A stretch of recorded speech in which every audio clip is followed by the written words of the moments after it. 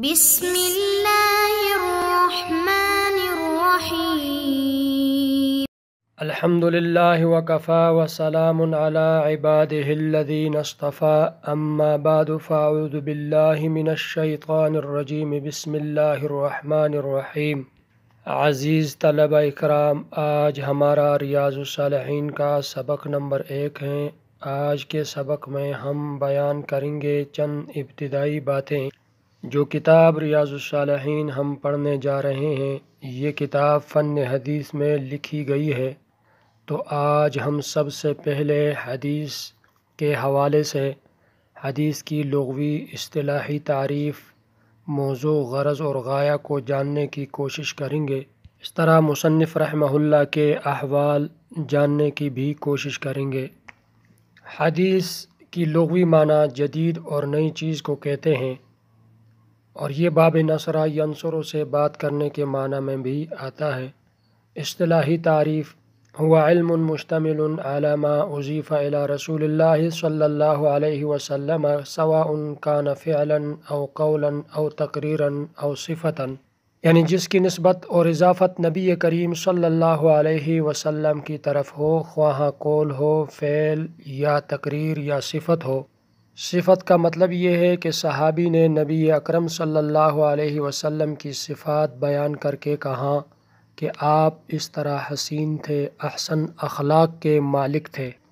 موضوع: ذات الرسول من حیث انہ رسول، یعنی نبی کریم صلی اللہ علیہ وسلم کی ذات اس اعتبار سے پہچاننا اور جاننا کہ وہ اللہ کے رسول ہیں۔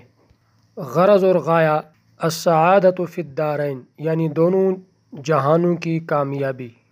حدیث کی ابتداءً 2 قسمیں ہیں، خبر متواتر اور خبر واحد۔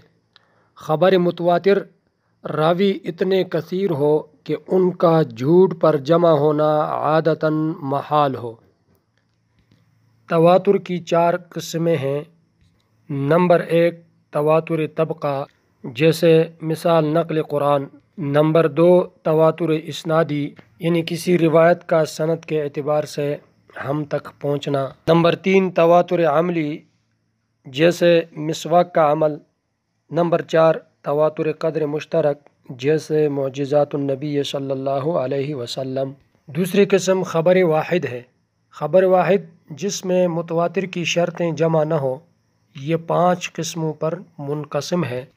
پہلی تقسیم منتہائے سند کے اعتبار سے، جو کہ 3 قسم پر ہے: مرفوع، موقوف، مقطوع۔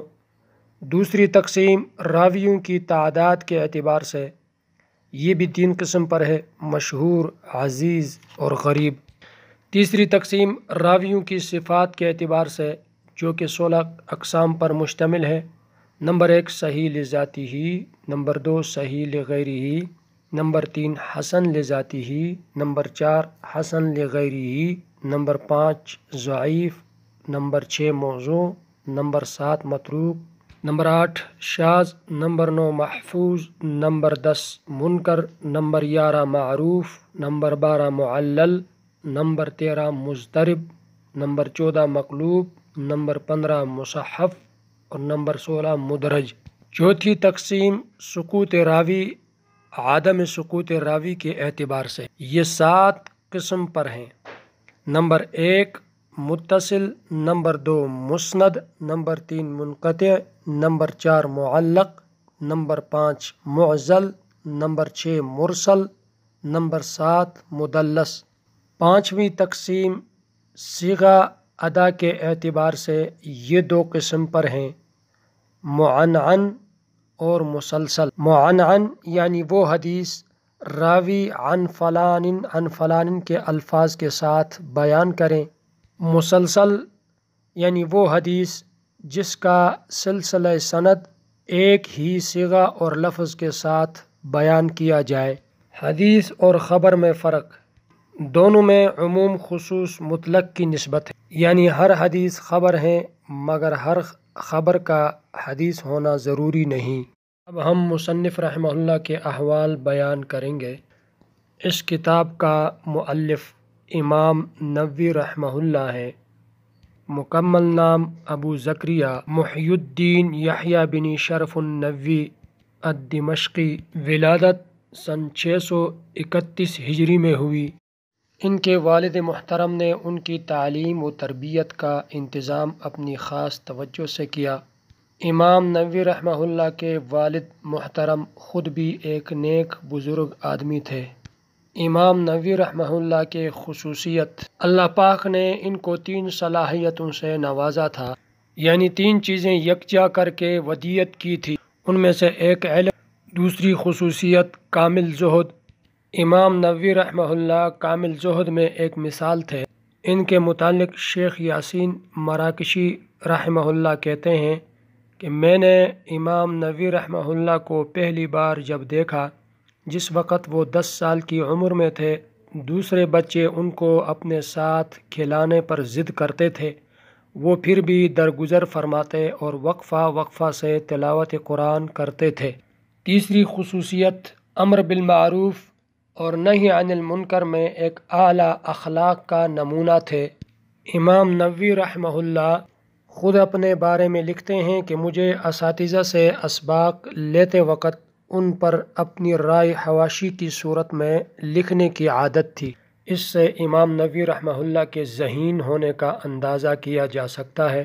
امام نووی رحمہ اللہ جب دمشق سے واپس تشریف لے گئے تاکہ اپنے آبائی وطن میں رہنے والوں کو راہ ہدایت سے فیضیاب کر سکیں اور ان کی صحیح رہنمائی کریں، کچھ عرصہ بعد ہی مختصر سی بیماری کے بعد سن 676 ہجری میں انتقال ہوا۔